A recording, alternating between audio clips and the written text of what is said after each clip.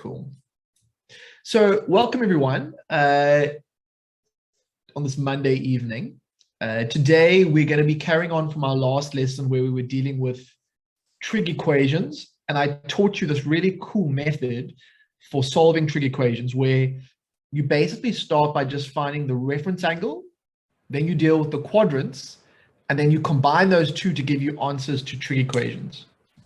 And so we're going to pick up in a moment from that point, but we're also going to possibly touch on some trig identities in today's lesson, and then we'll also carry on with that into the last lesson of the series. Okay, so that's the plan for today, but every good lesson needs a Maths 24 question, and so I would love to direct your attention to these just to get your brains nice and warm. So who can get to 24 first before we hit the trigonometry? Hey, hi Sarah, hi Nomclair, Convaletu. It's good to see you guys. I hope that you've had a good day. Kitibona, let's have a look. 3 divided by 3 is 1. 5 plus 1 is 6. 6 times 4 is 24. I feel like that one's strangely familiar. I feel like we've done it before. Have we? Okay, well done. That was good. Okay, let's see if we can do the yellow one. On fire there. Well done, Kitty Bonner.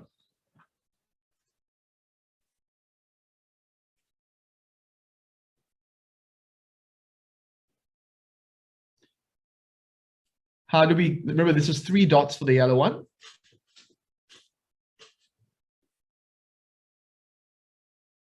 So we've got 7 minus 3 is 4. 4 times 4 is 16. So we've done 7, 3, and 16 plus 8 is 24. Okay, well done, Sarah. That is fantastic. Now, again, there are often other ways of doing this, so don't be afraid to pop your answer in the chat, but it's just a nice little warm-up to get us going. So let's get going with the last lesson. And I want to just make some comments actually before that. So one of the things I mentioned in the last lesson is that trig equations are a little bit special. We don't just have one solution. In fact, if we look at the range of, let me just draw a graph quickly. Let me, should I draw the cos graph since I've been giving that a lot of attention? So the cos graph goes between 1 and -1, and it goes like this, like that, like that, like that. And let's just say that's 90, 180, 270, and this will be 360. Now, the thing that I said to you in the last lesson was, if let's say, for example, this is a half. If we imagine this line of a half intersecting with the graph, the equation of cos x equals a half, the answer to that equation can be visualized in this graph. And if I remember correctly, I can always check in my calculator, the cos of 60 is a half. So the cos of 60, so that's going to be one of the answers. But also the cos of 300 will also be a half. Now, something that I left out is trig graphs are periodic.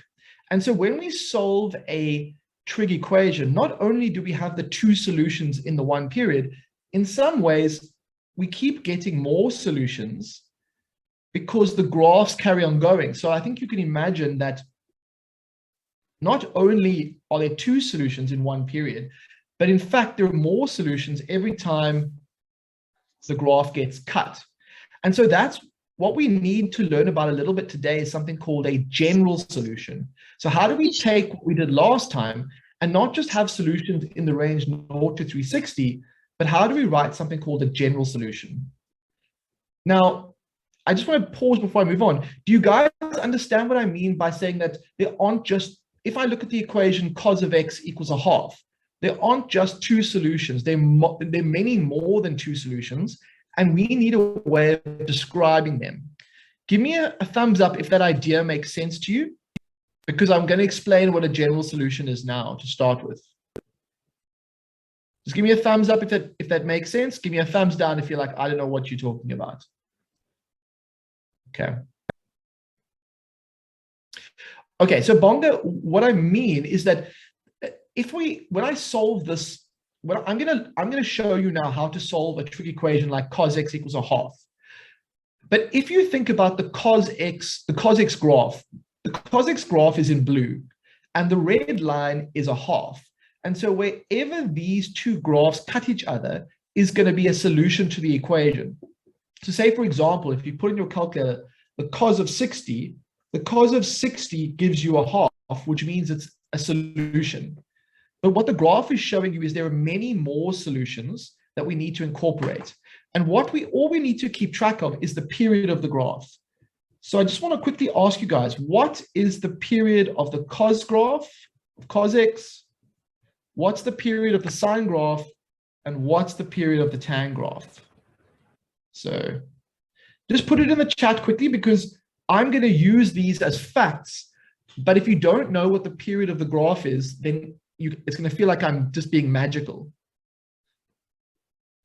So what's the period of the sine graph? It's 360 degrees. Yes. Cos, the period is 360 degrees. What about tan? Okay. Okay, so for now, for those who it's new for you, don't stress, just have a moment and just look at what is on the board. I'm going to come back to it. The period of a trig graph is how long it takes to repeat itself. And so in the next lesson, I'll maybe even do a bit more focused specifically on graphs. But for now, if you look at the cos graph, that would be considered one period because it goes down.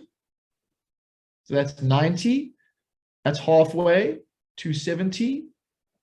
That's considered one full period. And then after that, it just starts doing the same thing again. And that's why one period is 360 degrees. Okay, so let's go to the trig equations, which is the main focus of today. So what I'm going to do is I'm going to do a question using the method I used before.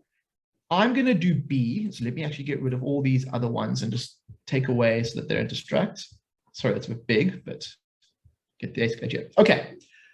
And I'm going to show you how to solve for a trig equation where you write a general solution. So see how, just have a look at what I do now, and you're going to mimic exactly what I do. So the goal is to solve the following equation. And I'm going to do it like I did it in the last lesson, and then I'm going to add something extra. So cos of theta plus 3/4 equals 0. My first step is going to say to move the 3/4 to the other side and get the cos of theta equals minus 3/4. That is called isolating the variable. Okay, so I'm isolating the cos part. So now I have a trig equation, and I have to solve for theta. Now, in the previous lesson, I taught students a method. I want to know in the chat, what is the first step I'm going to look for now? Remind me from the last lesson. I want to see in the chat. Shift cos, yeah. But what is the thing I'm going to find? Okay, I'm going to find what's called the reference angle. Yes. But when I find the reference angle, and this is really, really important, I ignore the negative signs. So all I do is I go shift cos, or cos minus 1 of just 3/4. And that's going to give me an angle for my reference angle. So in our calculators, I'm going to go shift cos 3 divided by 4, and I'm going to use one decimal place, so 41.4 degrees. Now, I want to know why have I ignored the negative sign, or why am I allowed to ignore the negative sign at this point? Who's going to tell me in the chat, or if you want to jump on the audio, if we go back to the previous lesson, why am I allowed to ignore the negative and just use the 3/4? What extra bit of work am I going to do now that's going to help me deal with the negative? Who's feeling brave? I feel like hearing a human voice. Or who feels like putting something in the chat? Okay. You might have forgotten this. That's fine. The reason that we can ignore it is we deal with, we'll deal with the cast diagram. So ask yourself this. If we go back to the cast diagram, in our equation, we know that cos is negative. We know cos is negative, which means our answer has to be in a quadrant where cos is negative. What are the two quadrants where cos is negative? I want you to put that in the chat for me while I just move some stuff around so I don't get too much stuff on top of things. Okay, so cos is going to be negative in quadrant 3 and quadrant 2. Okay, it's not in quadrant 4 because cos is positive in quadrant 4, which is here, and everything is positive in quadrant 1. Now we ask ourselves, what is the form of any angle in quadrant number 2?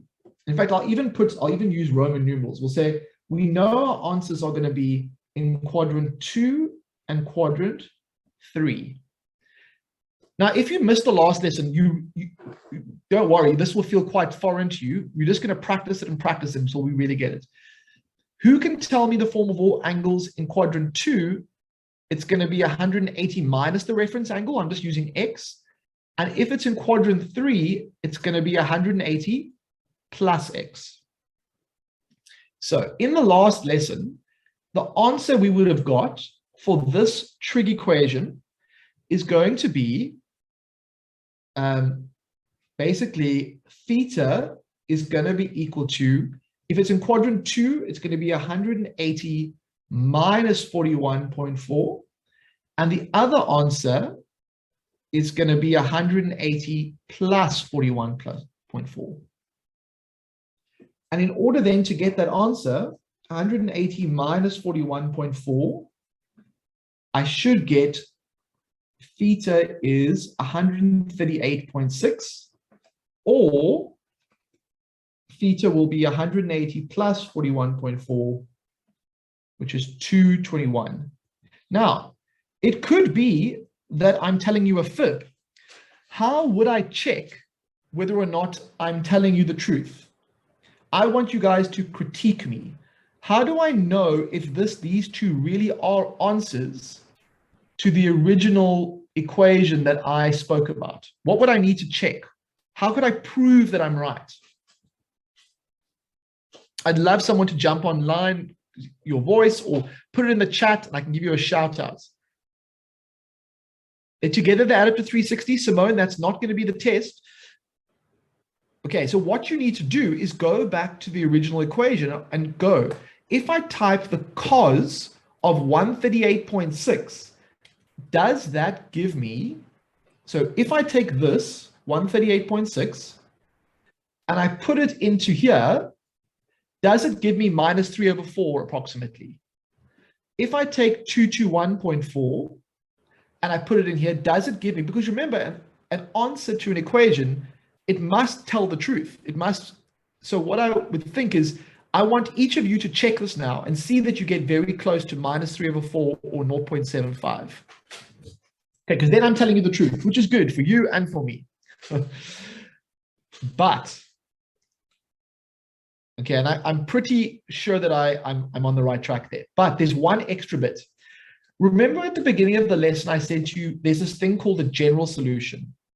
And I said that there isn't just one solution to, well, there isn't just two. In fact, there's two solutions that repeat themselves.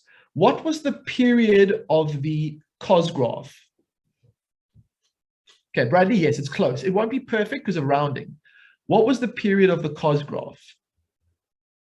Okay, 360. So now I need to bring that if I want to write what's called a general solution, I need to bring the fact that this isn't the only set of solutions, but there's a general set. And this is how we write them. We would say theta is 138.6 plus k times 360, or theta is 221.4 plus k times 360, where, and this is going to look a bit strange, k is an element of the integers. So you may be asking yourself, what is this man talking about? All that k is doing is it's basically a placeholder for a multiple of 360. So let me show you this. If k is an element of the integers, it just means it can be -1, 1, 2, 3, 4, or whatever. So let me just say k is 1 here. If k was 1, then all I will get on this next line will be 138.6. 1 times 360 is just 360. Or theta could be 221.4 plus 360. Now, what is that going to give me as an answer? 138.6 plus 360. Now, I might be losing some of you, so I'm not going to go too deep in this, but I'm just trying to show you how I get more solutions. 221.4 plus 360, and we get 581.4. Now, before I move on, can you just check that 498.6 is also a solution to this equation, and that 581.4 is also a solution to this equation? And then you're going to get going. Sorry, so I want you to check for me, just check that you understand that this is a solution and that is a solution. And if you see it's a solution, give me a thumbs up.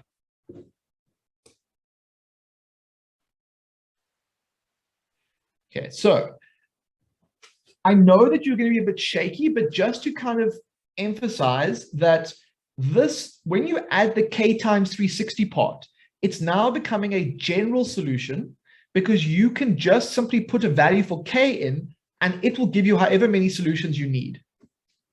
Fantastic. Okay, enough talking from me. Now it's time for you guys to practice.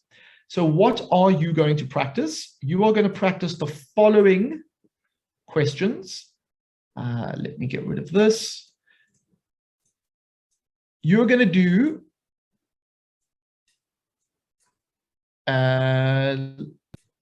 E for me. Okay, so you're going to do E and F. I want you to try and solve the trig equations E and F. And let me get rid of some of the stuff that's in the way that's distracting us from getting to the focusing on the main question. So I'm simply putting those two questions on the board for you. And I'll even write them because they're a little bit unclear. So 5 sine alpha equals 3. And then F is a half tan alpha equals minus 1.4.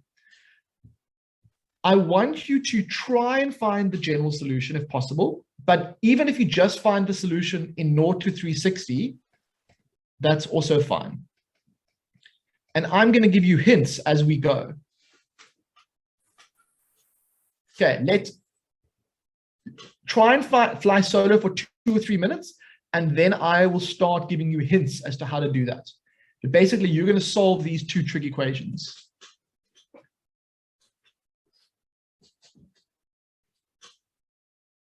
At the moment, you're solving them in the range 0 to 360. Bonus points if you can write the general solution.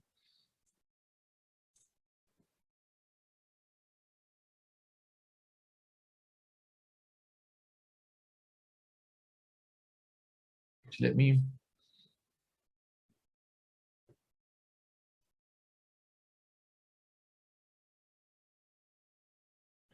ask yourself, what are the steps? So step 1, step 2, step 3. That's what I want you to get into the habit of doing.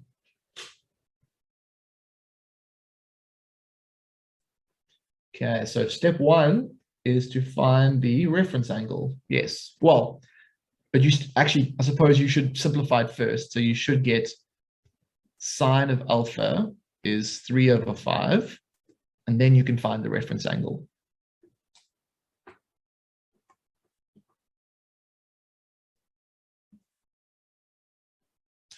I agree.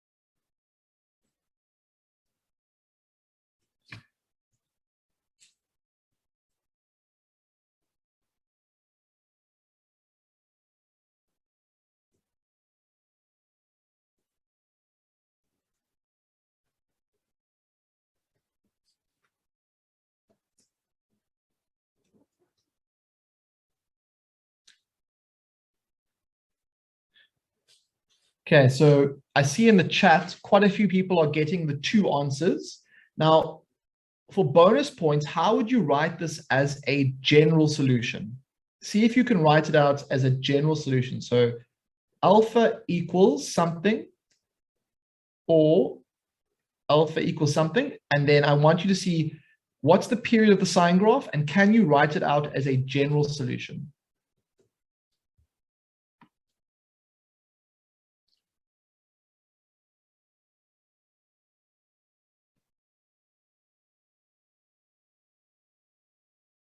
So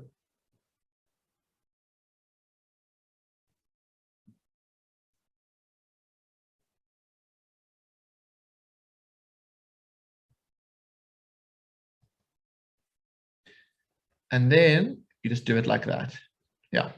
So the full general solution for this trig equation would be that the answers within 0 to 360 would be these 2. Give me a feel from the group, and because I'm not sure if I'm going too fast or not, but thumbs up if you feel okay with this, thumbs down if you need me to slow down substantially. For those who are feeling comfortable, let's try and do the tan question next. Okay, it's a mixture. It's a mixture at the moment. So let's have, for those who would like to have a discussion, while it takes quite a bit of time to do this, so while everyone else is working on F, I would like to have a discussion if it can help you in any way.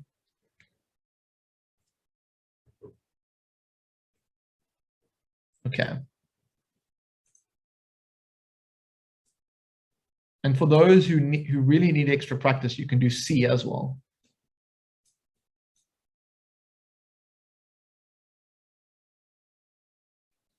So for those who are struggling, and I especially if you missed the last lesson, you definitely will be struggling a little bit at this stage. I want to ask you, what is the first thing in F that you need to do?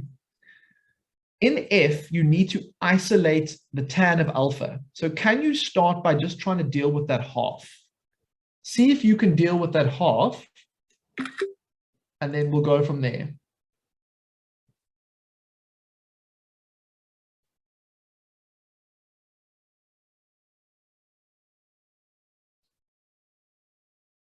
While I clean up the board.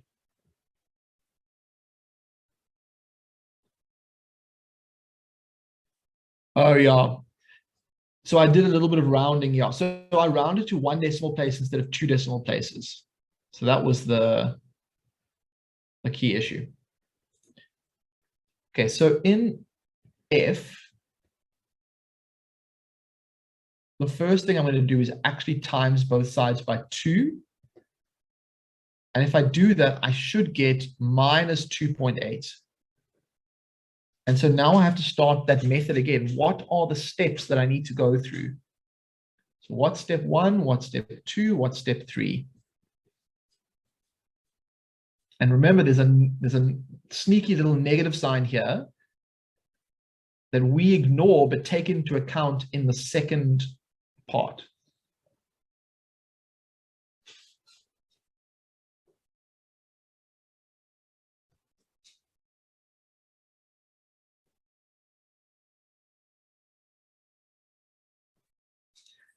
So in your calculators, you would actually type shift tan 2.8, and it looks like a little -1. You must get that reference angle.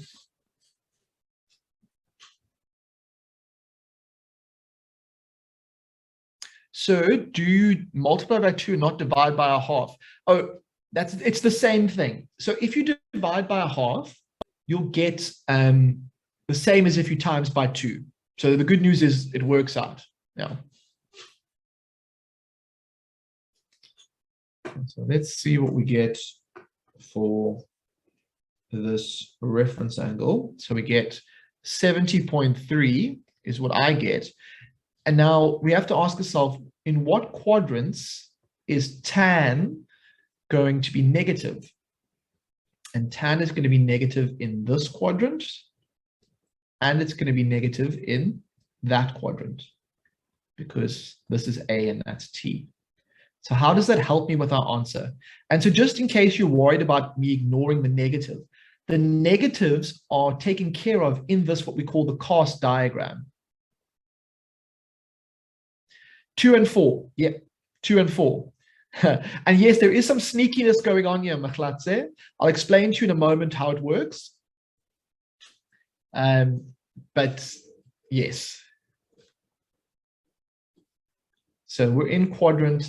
What I like to do is to have Roman numerals. Otherwise, it gets confusing about what quadrants we're in. And so we know here, this is going to be 180 minus something, and this is going to be 360 minus something. Yeah, 2 and 4. If you're wondering about where the 360 minus and the 180 minus comes from, go back to a couple of lessons ago. And I think the third lesson, we spoke about that quite a lot of detail.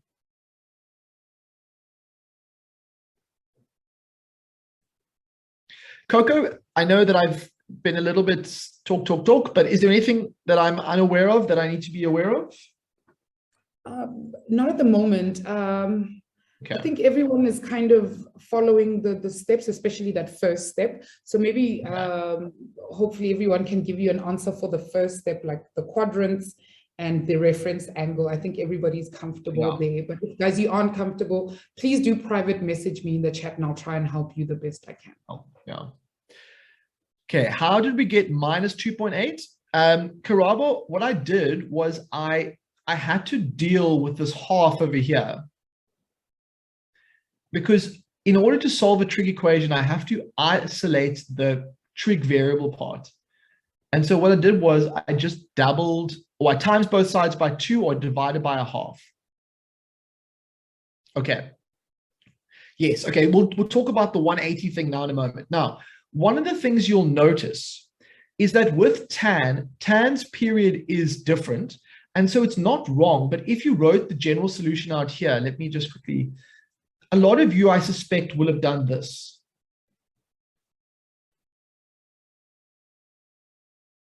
And to be honest, this is completely fine. There's nothing wrong with it. This alpha equals this.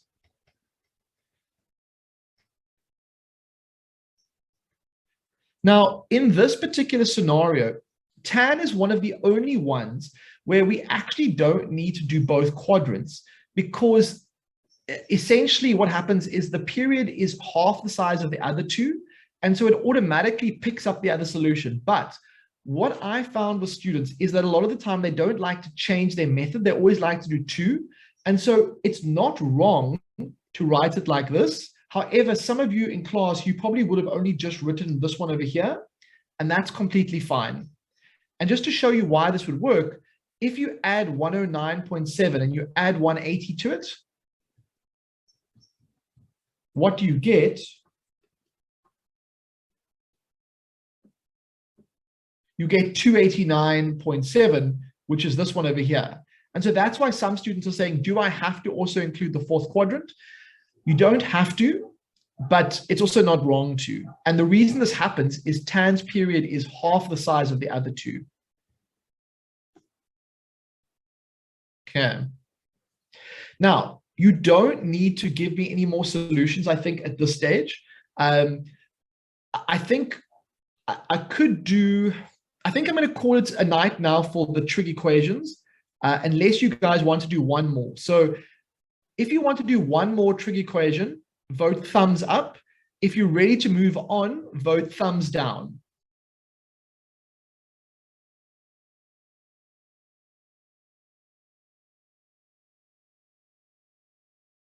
Okay, the majority of students would like to do another trig equation. And so I'm going to do one more that I'm going to make up myself. So let's say the cos, what haven't we done? No, let's do sine. Let's say, we'll call this question G.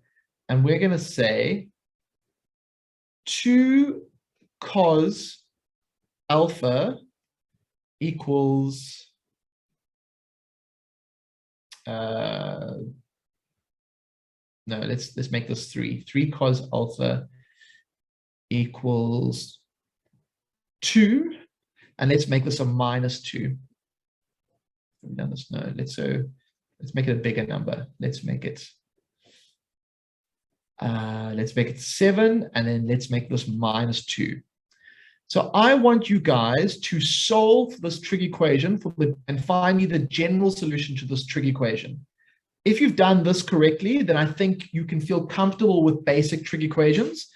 In the last lesson, we'll come back and do a few more spicy ones, but the basic method should be in place. Okay, Teddy's question, why do we have 180 times k instead of 360?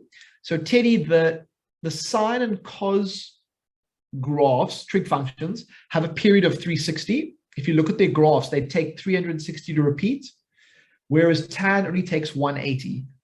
And so it's got to do with the nature of those trig graphs.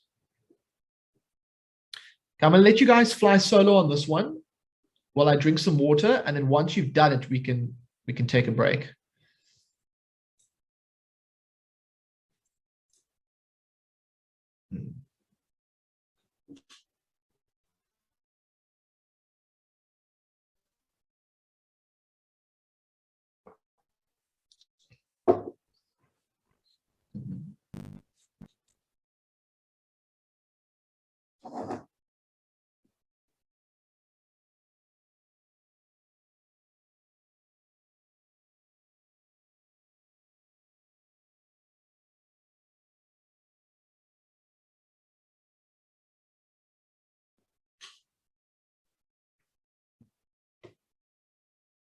And then once you've got your answers, you can pop them in the chat.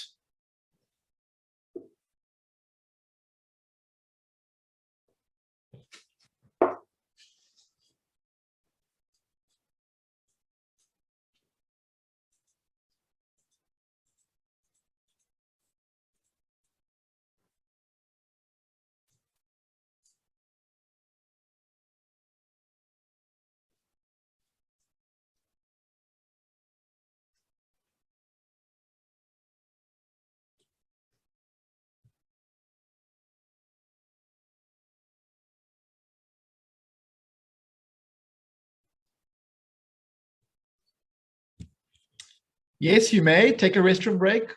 Definitely. This is the beauty of online. And it's recorded too.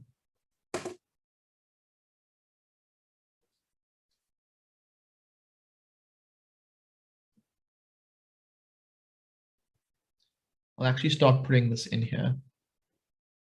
Okay, David's got a reference angle. Do you agree with him?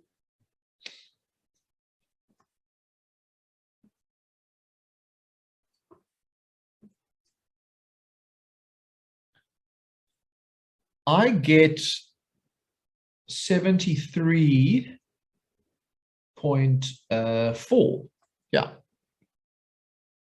So watch out for that. Just be careful. Now, what's really important, guys, is, again, I want to point this out again. When we find the reference angle, I ignore the negative at this stage. The negative gets incorporated when I think about the quadrants. So this is a really important part of solving trig equations, where it's a bit weird because it's like you're ignoring something. I'm not ignoring it. I'm simply when I start this, I know that cos is negative. So when I choose my answer will have to be in the negative quadrants. Okay, so the question here is, what quadrants is cos going to be negative in? Okay, now we know from the cast diagram that in quadrant 4, cos is positive, so it can't be there and it can't be here. So it must be in these two quadrants, what we call quadrant 2 and 3. And we know that the answer in quadrant 2 and 3 is going to have the form that I've kind of highlighted. Yes. So let's see, can you get to the answers from those points? Yes. Okay, I see some answers coming through. That's good. Keep them coming.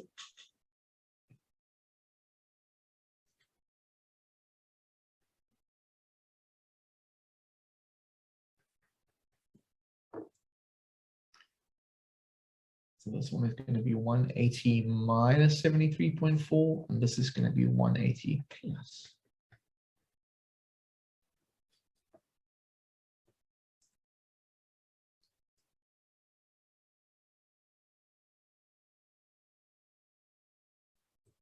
And then over here, 180 plus. Now, if the question was only asking you for the answer in the range 0 to 360, you would be done. Okay, you're really confused when it comes to the quadrant part. Can I suggest you go back to the cast diagram? Basically, all we're saying is, if my question started with the cos being negative, we know that the answer has to be in the quadrants where cos is negative, which is quadrant 2 and quadrant 3. If the question had said cos of theta equals positive 2/7, then we would have been in quadrants 1 and 4. Okay, so it's all got to do with moving forwards and backwards from there. Now, the last step is, if we had a general solution, so if the question said find the general solution, then we would just have to do a little bit more work, and we'd say we've got the 106.6, but because we're not dealing with tan here, we're dealing with cos. Cos has a period of 360, and that's the one answer. And then the other answer is that, and then we just have this at the end. And so now, if we need to generate more solutions, we can by just subbing in a value for k. And that's it. Okay, guys, I think that what we need to do now is park trig equations for a little bit, let it sink into your brains, and then come back to it and see if you can recall it.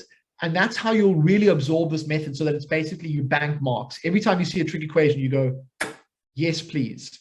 But I think now we've done enough practice for today. So I want to take a little break and just let our bodies stand up for a second.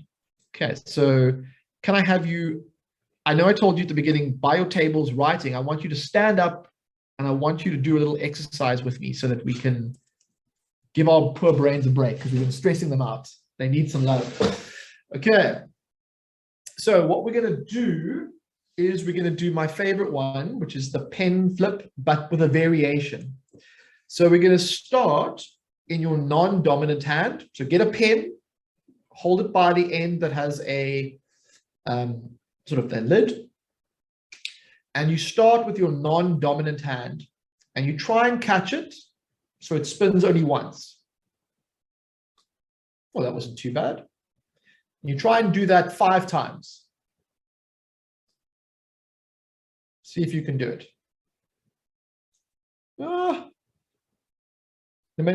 It's always find this tricky. I suppose that's the point. Okay. And once you've done it 5 times with your left hand or your non-dominant hand, I want you to switch to the other hand now and see if you can do it with your dominant hand and see how different that feels. I throw it too hard when I switch.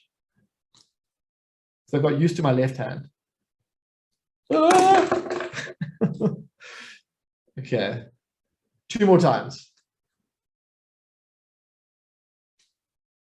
And then see, last one, make sure there's nobody too close to you. See if you can throw it from your one hand over your head and catch it with your other hand without looking.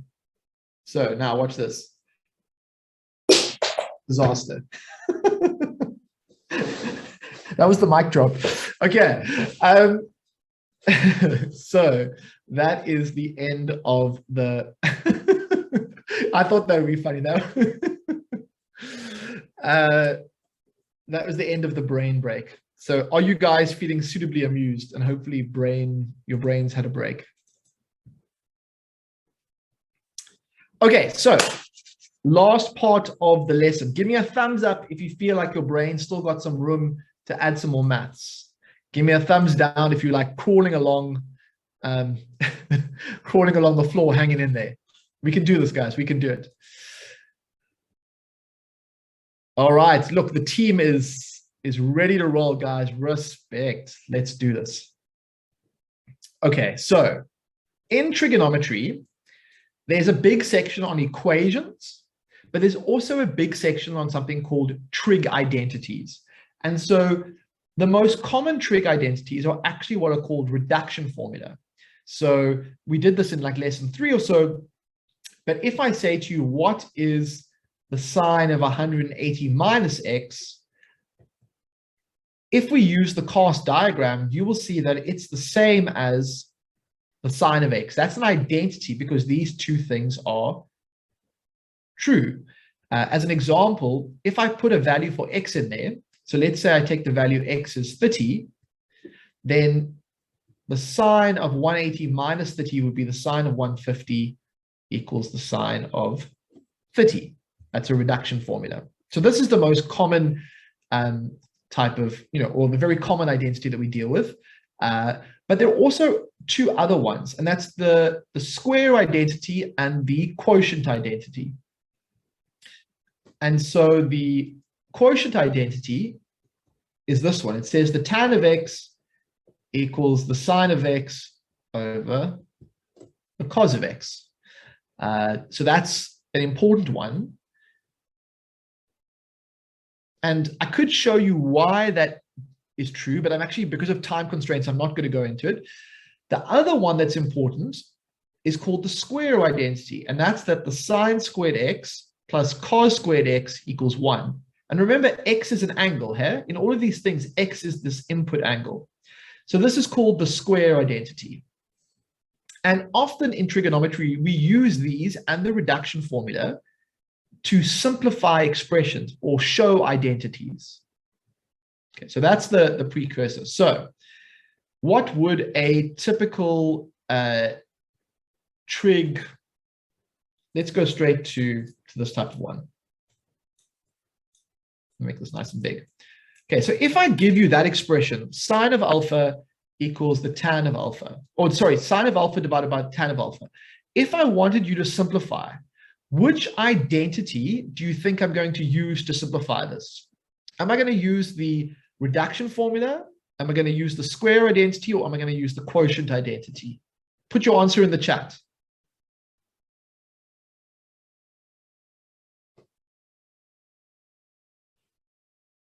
Which of the 3 am I going to use?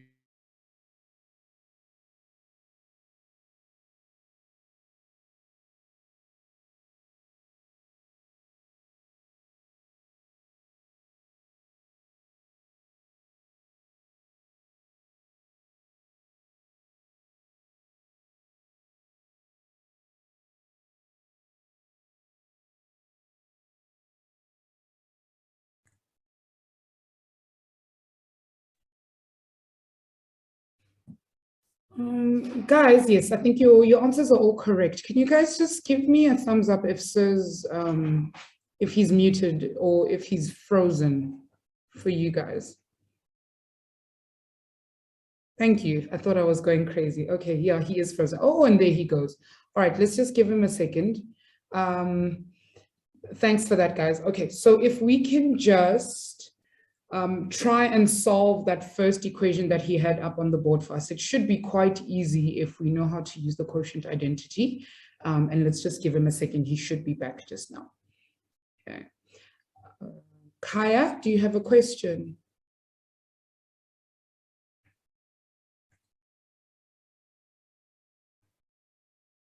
Oh, Kanya, sorry. I think it's Kanya. No, I don't have a question. Okay. Oh, there he is.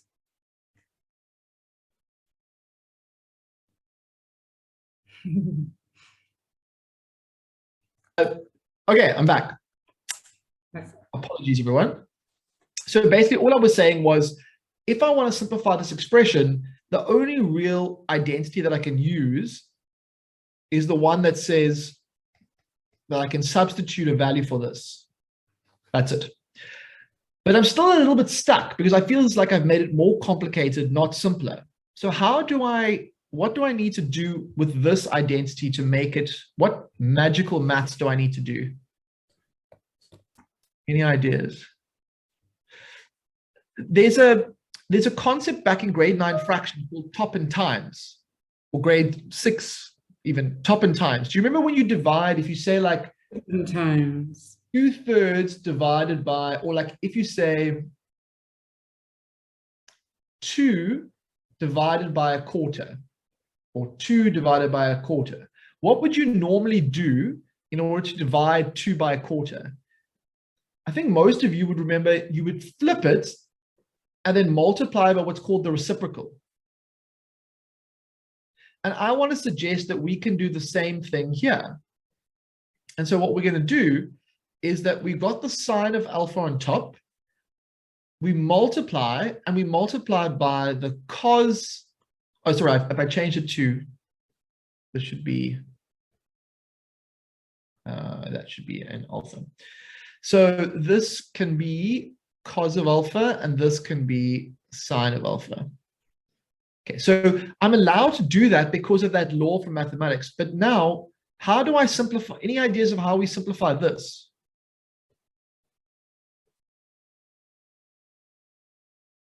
Put this over 1.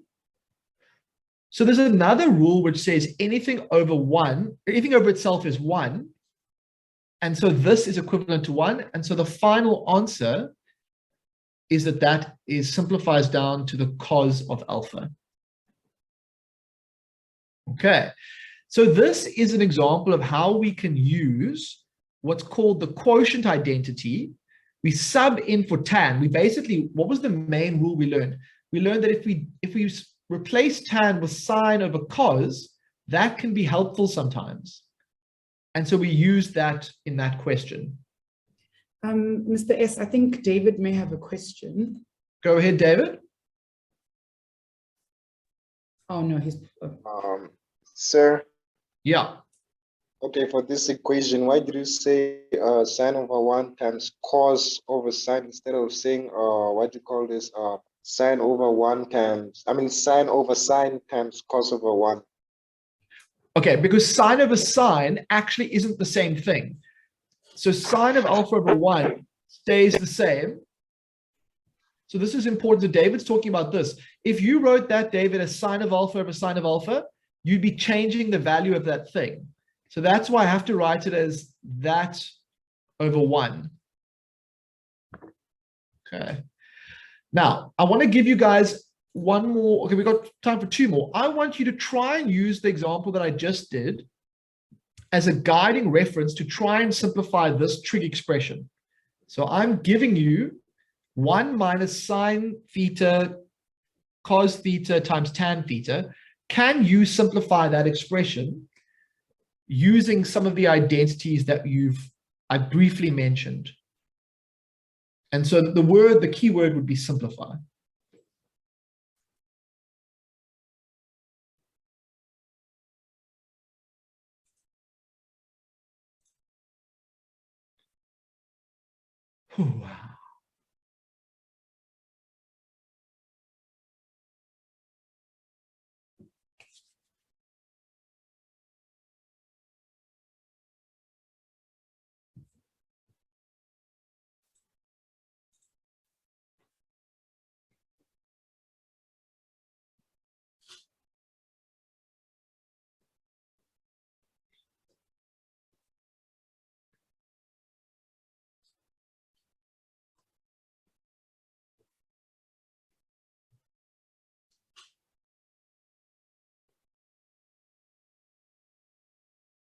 So I'm going to suggest that tan of theta is really the only substitution that you can make.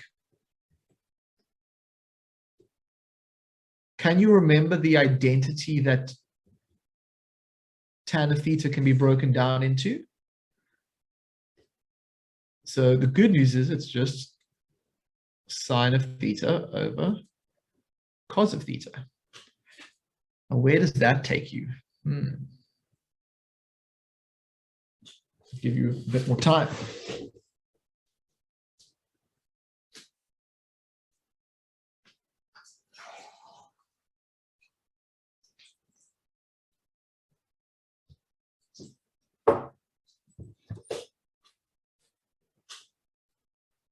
Aha, see how I think you're onto something. But can you remember the other identity?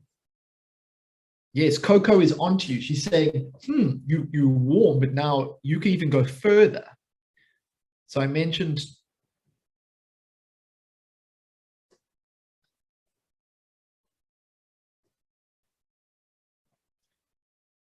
so I think a lot of you would have said, these two can cancel out. And so I'm left with, well, what's sine theta times? It's 1 minus sine squared theta. But what can we do with that? Well, one of the identities that we spoke about earlier in the lesson was the square identity. And to me, I see squares. And when I see squares, I think square identity. So let's see what the square identity was. Sine squared plus cos squared is 1. Now we don't have that. But if we take away sine squared from both sides, oh wait, what do we get left with? This identity, I think, can be written like, oh, I'm getting like, obviously getting tired here. 1 minus sine squared theta. So what can we replace 1 minus sine squared theta with? Well, over here, 1 minus sine squared theta is the same as cos squared theta, which means this thing over here can be replaced with cos squared theta. And so what's interesting about these questions is this whole complicated trig expression simplifies down to the simple value cos squared theta. Why is it sine squared now? So David, if you look at, can you see that there's a sine of theta here and a sine of theta here, which together, when you multiply them, they're sine squared, and the minus sign was already in front. So that's where it comes from. Let's squeeze in one more, because you've done well today. And the next lesson will be a combination of identities and equations as well. So let's try and finish with this one.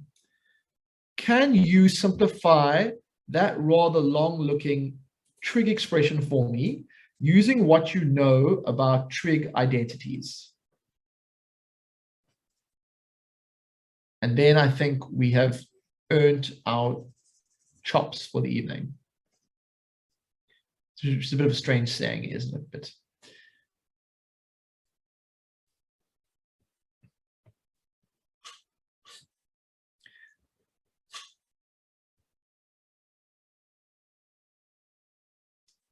see if you can simplify these ones. The next lesson is on Wednesday. Also, while we're doing this final question, Coco, could I ask you to put a poll out to the students about pacing? So one of the things we're always trying to do is just to get the pacing right, and it's very helpful to get feedback from students in that regard.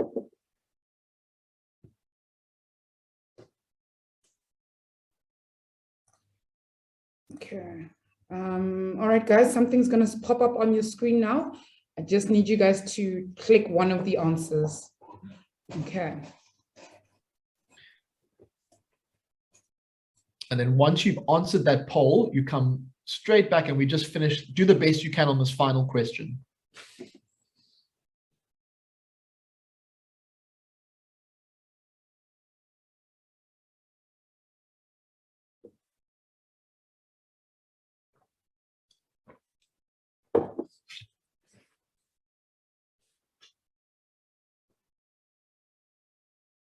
Ooh, see how I have to have a look at that.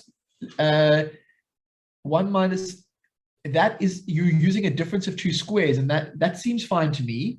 But we would imagine that cos squared is the simpler version, and the question is asking you to simplify it. So that's why we would rather deal with cos squared theta.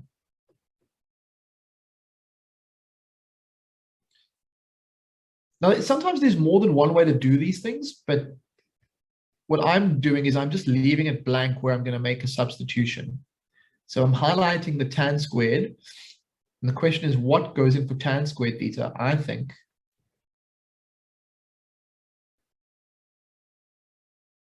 it's going to be that. And then it's going to be, oh, maybe I've made this a bit more difficult than it needs to be here.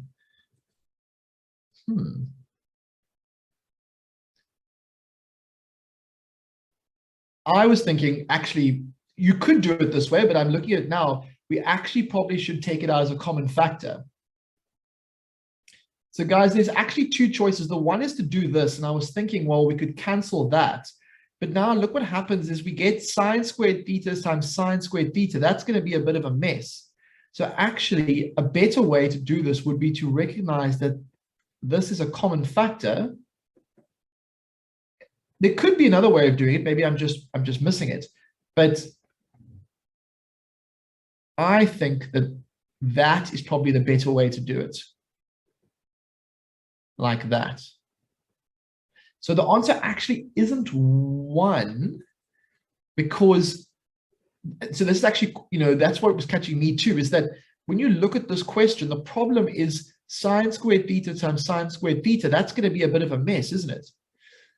And so what I'm going to do instead is I'm going to use a slightly different approach. Do you remember in algebra when you have 2 terms and they have what's called a common factor? Don't both of these have a common factor of tan squared theta? And what's left behind? Well, cos squared theta is left behind, so that's why that's inside.